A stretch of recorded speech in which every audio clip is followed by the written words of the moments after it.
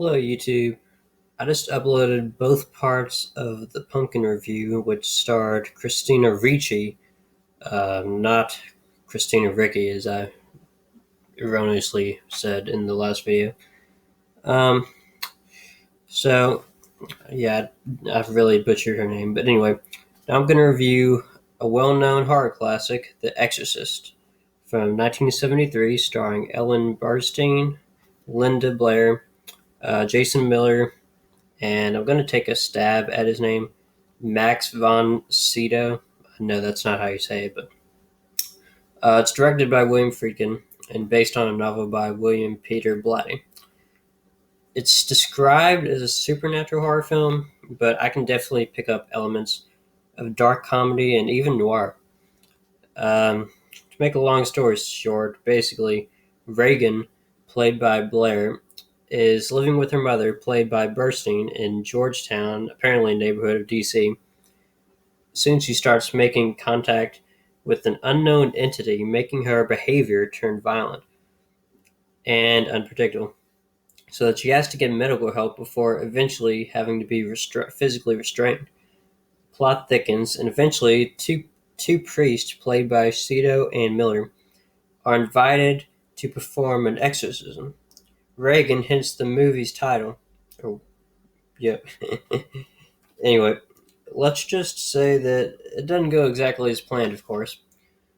But the demon is eventually driven out, but as I said, it didn't go as planned, and there are some casualties. The priests don't make it for spoilers for everybody. Um, Now, a little bit about the info of the movie itself. Ironically, both Stanley Kubrick and Arthur Penn turned down the opportunity to direct it based on a rocky production. It had a terrific run at the box office, becoming a smash hit, and critics were divided over it, though, originally.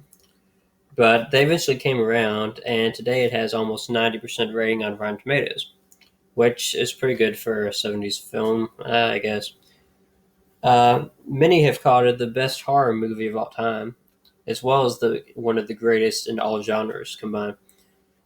And I do agree with it being one of the finest, even though this is my first time I viewed this in a long time. Special effects were what cemented this film in pop culture, really.